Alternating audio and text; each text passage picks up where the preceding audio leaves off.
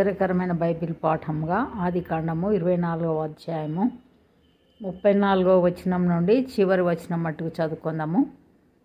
అంతటా అతడు ఇట్లా నేను అబ్రహాము దాసుడను, యెహోవా నా యజమానుని బహుగా ఆశీర్వదించను గనుక అతడు గొప్పవాడాయను. అతనికి గొర్రెలను గొడ్లను వెండి బంగారములను దాసదాసి జనమును ఒంటెలను గాడిదలను దయచేశాను. నా యజమానుని భార్య అయిన శారా వృద్ధాప్యంలో నా యజమానునికి కుమారుని కనెను. నా యజమానుడు తనకు కలిగినది యావత్తును అతనికిచ్చి ఉన్నాడు. మరియు నా యజమానుడు నాతో, నేను ఎవరి దేశమందు నివసించుచున్నానో ఆ కనానీయుల పిల్లలలో ఒక పిల్లను నా కుమారునికి పెళ్లి చేయవద్దు. అయితే నా తండ్రి ఇంటికిని నా వంశస్థుల యుద్ధకును వెళ్ళి నా కుమారునికి పెళ్లి చేయుటకు ఒక పిల్లను తీసుకొని రావలెనని నా చేత ప్రమాణము చేయించెను. అప్పుడు నేను నా యజమానునితో, ఆ స్త్రీ నా వెంట రాదేమో అని చెప్పినందుకు అతడు, ఎవని సన్నిధిలో నేను జీవించుచున్నానో ఆ యెహోవా నీతో కూడా తన దూతను పంపి నీ ప్రయాణము సఫలము చేయును. గనుక నీవు నా వంశస్థులలో నా తండ్రి ఇంట నుండి నా కుమారునికి భార్యను తీసుకొని వచ్చెదవు. నీవు నా వంశస్థుల యుద్ధకు వెళ్ళితివా? ఈ ప్రమాణము విషయంలో ఇక నీకు బాధ్యత ఉండదు. వారు ఆమెను ఈయని ఎడల కూడా ఈ ప్రమాణము విషయంలో నీకు బాధ్యత ఉండదని చెప్పాను. నేను నేడు ఆ బావి యొద్దకు వచ్చి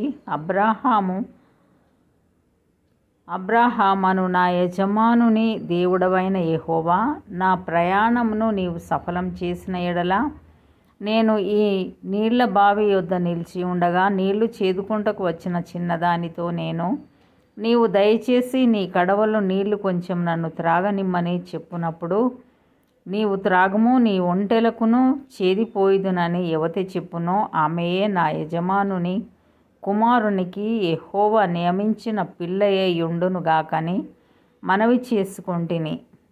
నేను నా హృదయంలో అట్లు అనుకొనుట చాలింపకముందే రిబ్కా భుజం మీద తన కడవను పెట్టుకొని వచ్చి ఆ బావిలోనికి దిగిపోయి నీళ్లు చేదుకొని వచ్చాను. అప్పుడు నాకు దాహమిమ్మని నేను ఆమెను అడుగగా ఆమె త్వరగా తన కడవను దించి త్రాగుము, నీ ఒంటెలకును నీళ్లు పెట్టెదనని చెప్పాను గనుక నేను త్రాగితిని. ఆమె ఒంటెలకును నీళ్లు పెట్టెను. అప్పుడు నీవు ఎవరి కుమార్తెవని అడిగినందుకు ఆమె మిల్కా నాహోర్నకు కనిన కుమారుడగు బెతూయేలు కుమార్తెనని చెప్పినప్పుడు నేను ఆమె ముక్కుకు కమ్మియును ఆమె చేతులకు కడియములను పెట్టి నా తల వంచి యెహోవాకు మ్రొక్కి అబ్రహామును నా యజమానుని దేవుడైన యెహోవాను స్తోత్రము చేసి తిని. ఏలయనగా ఆయన నా యజమానుని యొక్క సహోదరుని కుమార్తెను అతని కుమారునికి తీసుకొనున్నట్లు సరి అయిన మార్గమందు నన్ను నడిపించెను. కాబట్టి నా యజమానుని ఎడల మీరు దయను నమ్మకమును కనుపరిచిన ఎడల అది అయినను నాకు తెలియచెప్పుడి, లేని ఎడల అది అయినను తెలియచెప్పుడి. అప్పుడు నేనెటు పోవలెనో అటు పోయేదనగా లాబానును బెతూయేలును, ఇది యెహోవా వలన కలిగిన కార్యము, మేమైతే అవునని గాని కాదని గాని చెప్పజాలము. ఇదిగో రిబ్కా నీ ఎదుటనున్నది, ఆమెను తీసుకుని పొమ్ము. యెహోవా సెలవిచ్చిన ప్రకారము ఈమె నీ యజమానుని కుమారునికి భార్య అగునుగాక అని ఉత్తరమిచ్చిరి. అబ్రహాము సేవకుడు వారి మాటలు విని యెహోవాకు సాష్టాంగ నమస్కారం చేశాను. తరువాత ఆ సేవకుడు వెండి నగలను బంగారు నగలను వస్త్రములను తీసి రిబ్కాకు ఇచ్చెను. మరియు అతడు ఆమె సహోదరునికి తల్లికిని విలువగల వస్తువులు ఇచ్చెను. అతడును అతనితో కూడాను నా మనుష్యులను అన్నపానములు పుచ్చుకొని అక్కడ రాత్రి అంతయు నుండిరి.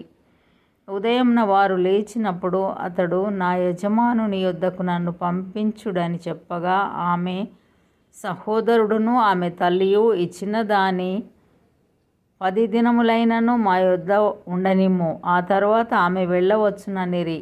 అప్పుడతడు, యెహోవా నా ప్రయాణమును సఫలం చేశాను గనుక నాకు తడవు కానీయక నన్ను పంపించుడి. నా యజమానుని యొద్దకు వెళ్ళెదనని చెప్పి నప్పుడు వారు ఆ చిన్న దానిని పిలిచి ఆమె ఏమనునో తెలుసుకుందామని చెప్పుకొని రిబ్కాను పిలిచి, ఈ మనుషునితో కూడా వెళ్ళెదవా అని ఆమెను అడిగినప్పుడు వెళ్ళేదనెను. కాబట్టి వారు తమ సహోదరి అయిన రిబ్కాను ఆమె దాదిని అబ్రహాము సేవకుని అతనితో వచ్చిన మనుషులను సాగనంపినప్పుడు వారు రిబ్కాతో, మా సహోదరి, నీవు వేల వేలకు తల్లివగుదువుగాక. నీ సంతతి వారు